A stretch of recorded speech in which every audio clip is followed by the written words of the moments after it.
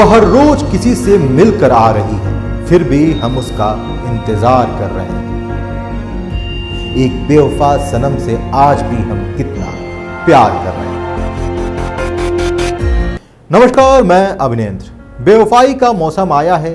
जितना singer B प्राक का गाना मेरी जिंदगी से जाने का क्या लोगे तुम पॉपुलर हो रहा है, उतना ही बेवफाई की खबरें भी चर्चा में है।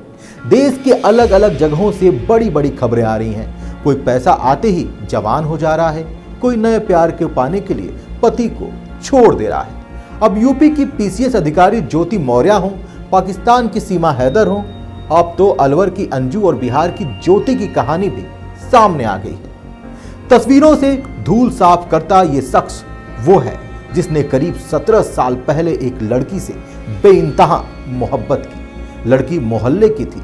समय बीतता गया और मोहब्बत गहरी होती गई और वक्त आ गया जब दोनों ने एक दूसरे के साथ जीने मरने की कसम खाई। जी हां, उत्तर प्रदेश के ज्योति मौर्य की घटना की चर्चा अभी थमी नहीं है कि बिहार के मुजफ्फरपुर से एक और ज्योति का कारनामा सामने आ गया है।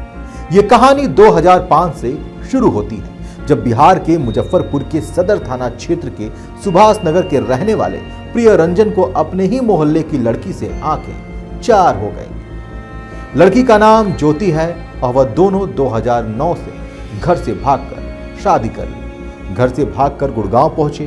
दोनों ने प्राइवेट नौकरी कर अपना घर बसा लिया। कुछ दिनों के बाद ज्योति ने आगे पढ़ने की इच्छा जताई और पति प्रियरंजन ने अपनी जमीन बेची और दोस्तों से कर्ज लिया। फिर गुड़गांव में कोचिंग सेंटर में दरोगा की तैयारी के लिए पति ने पत्नी को भेज दिया और उसने वहीं प्राइवेट नौकरी भी की। अनगिनत लोगों की तरह गुड़गांव में प्रियरंजन भी संघर्ष करने लगा। पल पल मरना और मर मर के पैसे कमाना।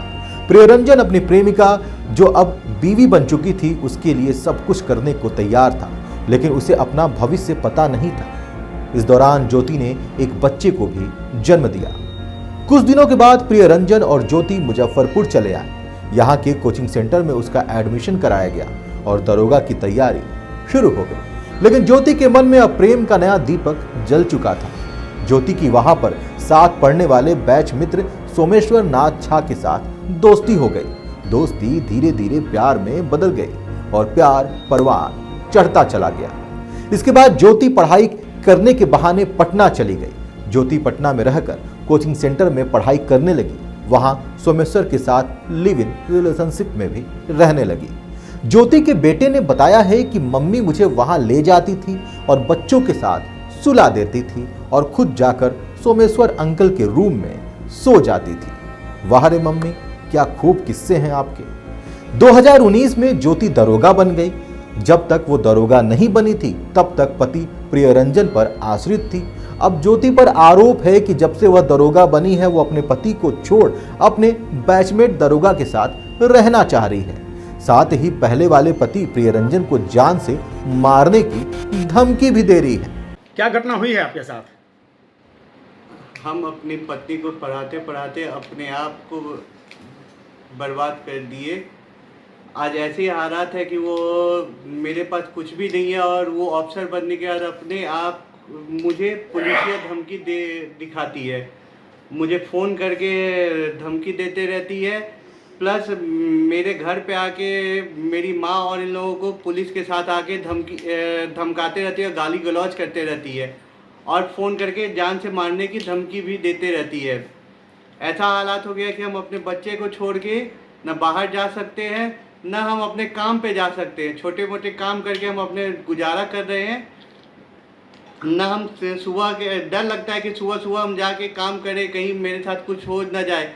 मेरे एक ही मोहल्ले में उसका घर भी है। मेरा सारा लोग मुझे धमकी देते रहता है। घर से बाहर निकलते जब देखता है तो मुझे धमकाते रहता है। हालात ये है कि अब मैं काम पे भी नहीं जा पा रहा हूँ। उसे फ़ोन करता हूँ तो वो बार बार धमकी देते रहती है। अब आपकी पत्नी आपके साथ क्यों नहीं रहना चाहती है? उसका किसी और के साथ रिलेशन में रहती है, जो उसी के साथ उसी के बैच में काम करता है। सोमेश्वर नाम का लड़का है, सोमेश्वर नाथ झा। क्या करते हैं वो? वो भी सब इंस्पेक्टर 2019 बैच का ही है। आपकी ज्वाइनिंग तक तो वो ज्वाइनिंग से पहले तक तो वो मेरे ऊपर आश्रित थी, लेकिन ज्वाइनिंग के बाद वो जैसे ज्वाइनिंग हुआ वो मुझे भूल गई और मेरे बच्चे को भूल गई। आज ये हालत है कि बच्चा मेरे साथ रहता है और बच्चे पे भी ना उसे कुछ ये नहीं। अब ये सारे आरोप प्रियरंजन के हैं। पति प्रियरंजन अपनी कहानी सुनाते हुए मीडिया के सामने न्याय की गुहार लगा रहे हैं।